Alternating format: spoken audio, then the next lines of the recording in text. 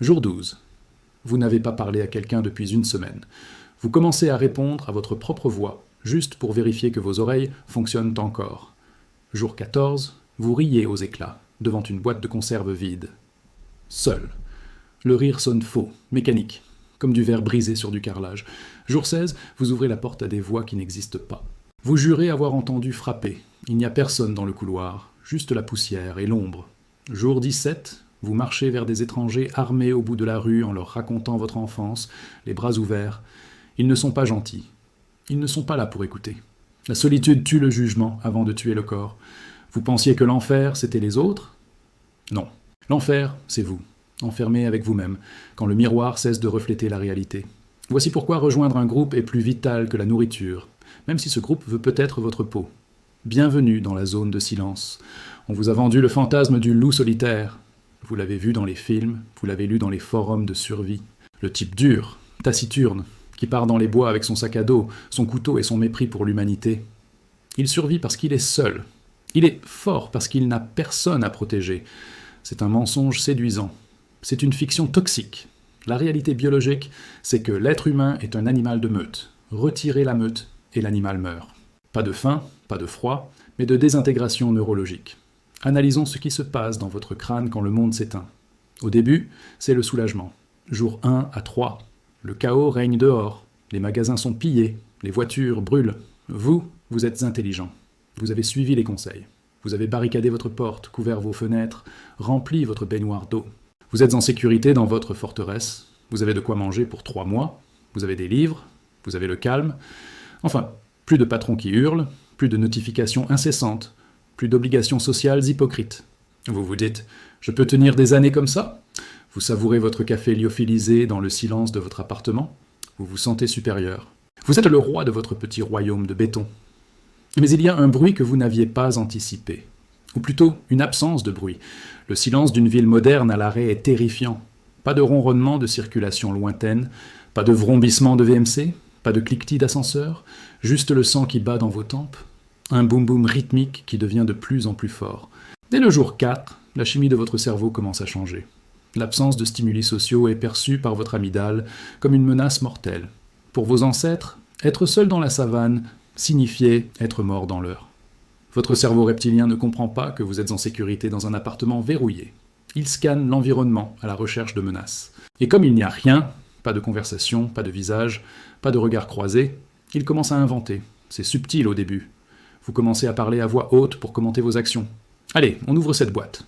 Où j'ai mis cette ouvre-boîte ? C'est normal, pensez-vous. Ça meuble le silence. Mais notez bien la différence. Avant, vous parliez pour communiquer. Maintenant, vous parlez pour valider votre existence. Si vous ne faites pas de bruit, existez-vous vraiment ?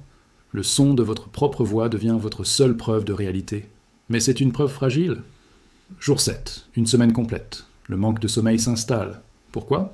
Parce que sans les cycles sociaux, sans le rythme du travail, sans la lumière artificielle de la rue, votre rythme circadien explose. Vous dormez par tranches de 2 heures. Vous veillez la nuit à écouter le silence. L'hypervigilance s'installe. Chaque craquement du bâtiment est un intrus potentiel. Votre taux de cortisol, l'hormone du stress, s'est bloqué au maximum 24h/24. C'est un poison lent. Il commence à ronger vos capacités cognitives. Votre mémoire à court terme flanche. Vous ne savez plus si vous avez mangé à midi ou pas. Vous ne savez plus quel jour on est. Mardi ? Jeudi ? Quelle importance ? C'est ici que le miroir devient votre ennemi. Vous passez devant la glace de la salle de bain. Vous vous regardez. Mais quelque chose cloche. La personne qui vous regarde semble étrangère. C'est le début de la dépersonnalisation. À force de n'avoir aucun retour extérieur, aucune validation sociale, votre moi commence à se dissoudre. Nous nous construisons dans le regard de l'autre. Sans ce regard, les frontières de votre identité deviennent floues. Vous regardez vos mains et vous avez l'impression qu'elles appartiennent à quelqu'un d'autre. Vous commencez à grimacer devant la glace, juste pour voir si le reflet obéit. Il obéit, mais avec une microseconde de retard perçue par votre cerveau malade. C'est terrifiant. Vous couvrez le miroir avec un drap. Vous ne voulez plus voir cet étranger. Jour 10, le point de bascule. La paranoïa devient votre seule compagne. Vous avez l'impression d'être observé. Pas par les pillards dehors, non. Par quelque chose dedans. Dans les murs, dans les ombres des meubles.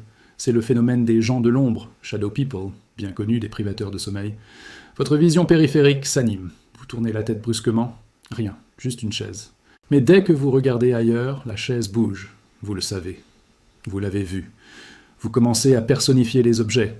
Ce n'est pas le ballon, Wilson, sympathique du film. C'est beaucoup plus sombre. Vous commencez à attribuer des intentions malveillantes à vos objets. Cette table vous a cogné exprès. Cette boîte de conserve refuse de s'ouvrir pour vous narguer. Vous vous surprenez à insulter un briquet qui ne marche pas avec une rage meurtrière, une haine pure et viscérale. Vous pleurez ensuite pendant 1 heure, recroquevillé sur le sol de la cuisine parce que le briquet vous déteste. La régulation émotionnelle a disparu. Vous êtes un enfant de 2 ans dans le corps d'un adulte armé. Jour 12 à 15. Les hallucinations auditives. C'est le piège le plus mortel. Le cerveau humain est une machine à reconnaître des motifs. Pattern recognition. Dans le bruit blanc du silence ou du vent, il cherche désespérément des voix humaines. Et il finit par les trouver. Au début, c'est vague. On dirait une radio allumée dans l'appartement du voisin. Vous collez votre oreille au mur. Vous entendez des murmures. Ils parlent de vous. Ils disent que vous avez de la nourriture. Ils savent, chuchotez-vous. Ils arrivent. Vous passez des heures, couteau à la main, derrière votre porte d'entrée, à attendre des ennemis qui n'existent pas. Vous ne mangez plus. Vous ne dormez plus. Vous êtes en mode survie totale contre des fantômes. C'est là que le danger devient réel. Parce que dans cet état, vous devenez négligent. Vous oubliez les règles de base. Vous allumez une bougie près de la fenêtre parce que vous avez besoin de lumière, oubliant le blackout. Vous faites tomber des objets lourds. Vous hurlez « Laissez-moi tranquille » à des murs vides. Et là, quelqu'un, dehors, vous entend. Pour de vrai. Mais le scénario le plus fréquent n'est pas l'attaque extérieure. C'est la reddition intérieure. Jour 17. Le besoin de contact social dépasse l'instinct de survie. C'est une faim plus violente que celle de l'estomac. C'est la faim de l'âme. Vous ne pouvez plus supporter d'être seul. Vous préférez mourir que de passer 1 heure de plus dans ce silence. Vous regardez par la fenêtre. Vous voyez un groupe de 3 personnes dans la rue. Ils ont l'air sales, durs. Ils portent des sacs, peut-être des armes improvisées. Dans votre état normal, au jour 1, vous vous seriez caché. Vous auriez analysé la menace. Danger potentiel, ne pas engager. Mais au jour 17, votre cerveau malade ne voit pas des prédateurs. Il voit des humains, il voit des visages, il voit la possibilité d'une voix, d'un mot, d'un regard. Vous déverrouillez votre porte. Vous sortez. Vous ne prenez même pas votre arme, parce que dans votre délire, vous pensez qu'il faut montrer patte blanche. Vous voulez être amis. Vous courez presque vers eux. Vous riez, vous pleurez. Vous leur criez « Hé, je suis là. J'ai de l'eau, hein. J'ai du café. Venez, on peut parler. » Imaginez la scène de leur point de vue. Ils sont en mode survie depuis 2 semaines. Ils ont faim, ils ont froid, ils ont tué pour des chaussures. Et ils voient arriver un type hirsute, les yeux exorbités, qui pue la sueur de la peur et qui leur hurle qu'il a des ressources. Pour eux, vous n'êtes pas un être humain en détresse. Vous êtes une loot box sur pattes, une caisse de ravitaillement qui vient de s'ouvrir toute seule. Ils ne vont pas vous serrer dans leurs bras, ils ne vont pas écouter votre histoire. La dernière chose que vous sentirez, ce n'est pas la chaleur d'une poignée de main, c'est le froid de l'acier ou le choc d'une batte. Vous êtes mort parce que vous n'avez pas supporté votre propre reflet. Alors, comment on évite ça? Comment on empêche son propre esprit de se cannibaliser? Si vous êtes vraiment seul, si votre groupe est mort, ou si vous n'en avez jamais eu, vous devez traiter votre santé mentale avec la même rigueur que votre stock d'eau. C'est une ressource qui s'épuise. Première règle, la discipline du temps. Sans horloge, le temps devient liquide et vous noie. Gardez une montre, notez les jours. Forcez-vous à avoir des rituels fixes. Le lever, le repas, l'hygiène, le couchage. Ne laissez pas le chaos s'installer. Si vous arrêtez de vous laver parce que ça ne sert à rien, vous avez déjà perdu. Se raser, se laver les dents, c'est se rappeler qu'on est humain, pas un animal. C'est maintenir la frontière entre vous et la bête. Deuxième règle, externaliser la pensée. Vous devez sortir vos pensées de votre tête avant qu'elles ne pourrissent. Écrivez. Tenez un journal de bord. Pas juste « aujourd'hui, j'ai mangé du riz ». Décrivez vos émotions, vos peurs, vos plans. En écrivant, vous forcez votre cerveau à structurer sa pensée, à utiliser la logique et le langage de manière cohérente. Relisez-vous. C'est votre preuve de sanité. Si vous commencez à écrire des phrases incohérentes ou à répéter le même mot 1000 fois, vous saurez que vous glissez. C'est votre système d'alerte précoce. Troisième règle. Créez un compagnon artificiel, mais avec conscience. Oui, parlez à un objet, parlez à une plante, parlez à une photo. Mais gardez toujours à l'esprit « je sais que cet objet ne me répondra pas ». C'est la ligne rouge. Tant que vous contrôlez la narration, c'est une thérapie. Si l'objet commence à avoir ses propres opinions, brûlez-le. Si vous avez un animal de compagnie, un chien ou un chat, c'est votre meilleur atout survie. plus qu'un fusil. L'animal vous donne une responsabilité, il faut le nourrir, et un retour biologique, chaleur, regard, réaction.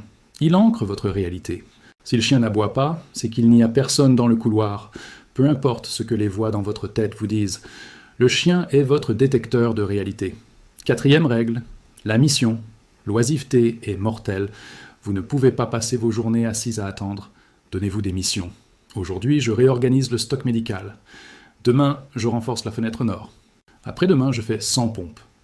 Le cerveau doit être occupé à résoudre des problèmes concrets pour ne pas en inventer d'imaginaire. La fatigue physique est saine, elle permet de dormir sans rêver. Mais la vérité ultime, celle qui fait mal, c'est que toutes ces techniques ne sont que des soins palliatifs. Elles retardent l'échéance, elles ne l'annulent pas. L'humain n'est pas conçu pour le solo.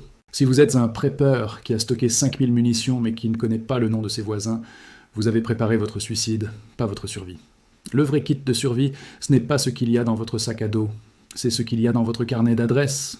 C'est votre capacité à négocier, à faire confiance, à être utile à d'autres. Dans un effondrement, le solitaire est une anomalie. Et dans la nature, les anomalies sont éliminées. Un groupe, même imparfait, même tendu, vous offre le cadeau le plus précieux, la contradiction. Quelqu'un pour vous dire « Non, c'est une mauvaise idée ». Quelqu'un pour vous dire « Non, tu n'as pas entendu de bruit ». Quelqu'un pour valider que le monde existe encore. Regardez autour de vous maintenant. Regardez vos collègues que vous détestez, votre famille qui vous agace, les inconnus dans le métro qui vous bousculent. Ils sont bruyants, ils sont chiants, ils sont épuisants. Mais profitez-en. Écoutez bien ce brouhaha, imprégnez-vous de ces conversations stupides. Parce que le jour où ce bruit s'arrêtera, le jour où vous serez enfin seul, vraiment seul, avec votre miroir et vos boîtes de conserve, vous donneriez tout, absolument tout, même votre dernière goutte d'eau, juste pour entendre quelqu'un vous insulter. La folie n'est pas un monstre qui vit sous votre lit. C'est le monstre qui s'assoit dans votre fauteuil quand vous n'y êtes plus. Ne le laissez pas s'installer. Trouvez votre tribu. Maintenant. Avant que le silence ne devienne définitif.